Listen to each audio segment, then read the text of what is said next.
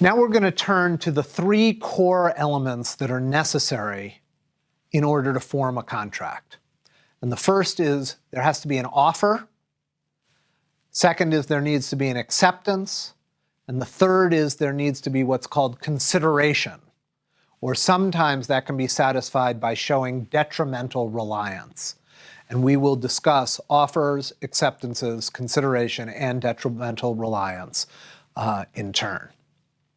So first of all, let's turn to offers.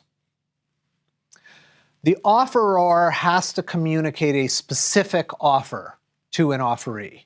So an advertisement in a newspaper is not a contractual offer. If I say I'm selling sofas at $40 off this weekend, that is not considered a contractual offer, unless there's something very specific in the advertisement. You might say, the first 10 people in my store will get $40 off. And then if somebody comes in and they're one of the first 10 people, they might make an argument that that really was a contractually binding advertisement.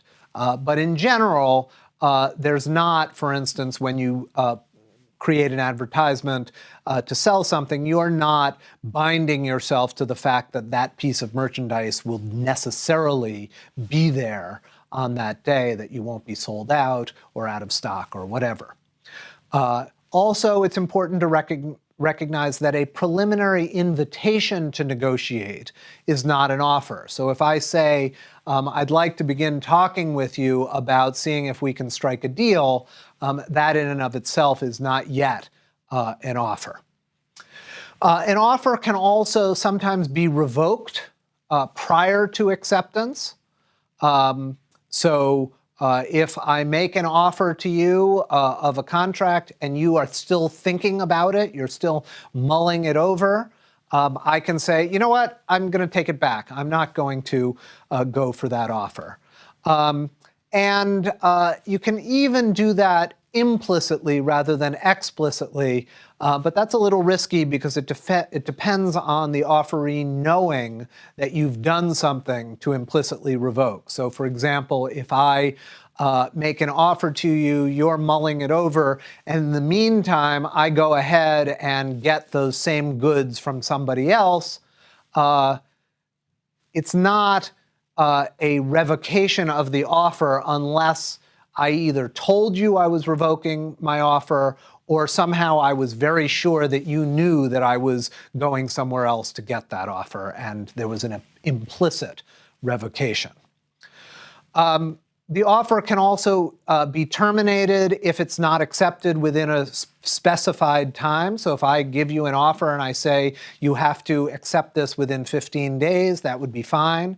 And even if I don't say a specified time, if a reasonable amount of time has elapsed and the offer hasn't been accepted, then it will usually be deemed terminated.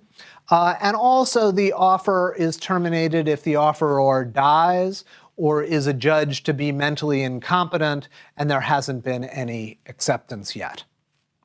But remember, no termination if the offeree has paid to keep the offer open.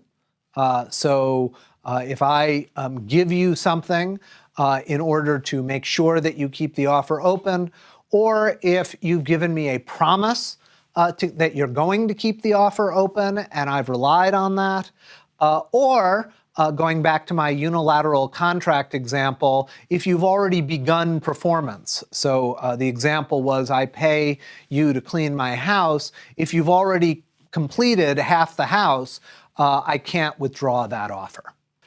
Now, of course, having made the offer, the offeree can reject the offer.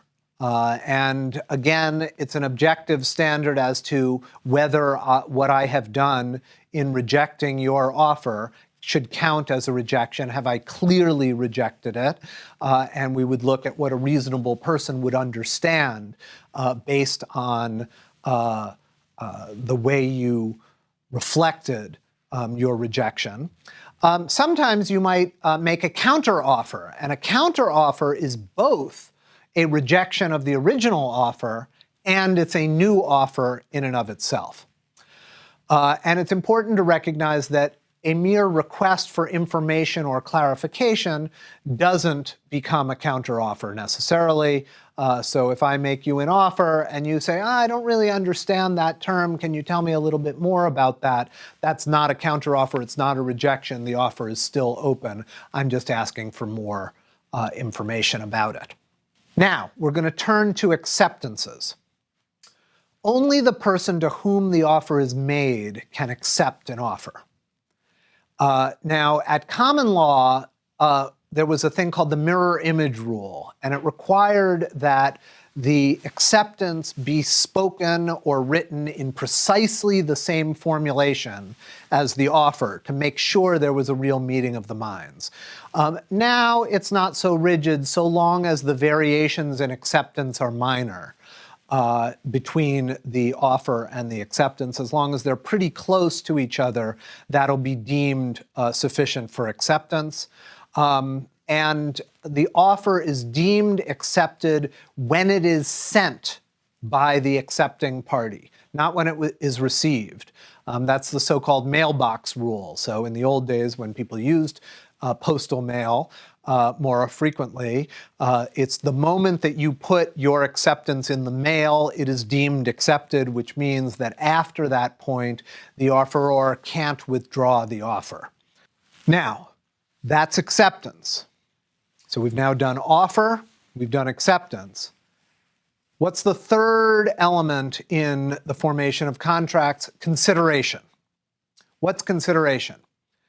It's a bargain for exchange. It means it's not a gift.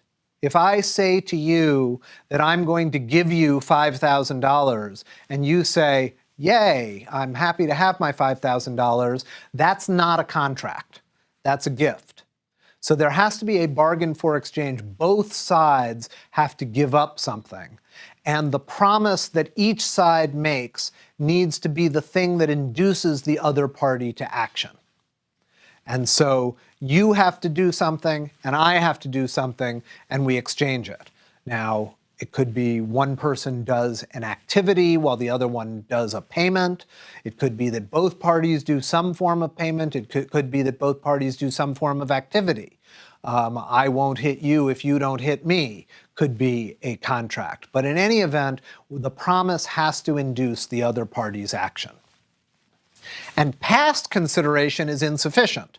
So if I say to you, you did the following 8 great things a year ago, and I'm going to give you a gift in exchange, that is a gift. It's not a contract because you didn't do those things in reliance on my giving you this gift because you did it in the past. So there has to be a legal detriment.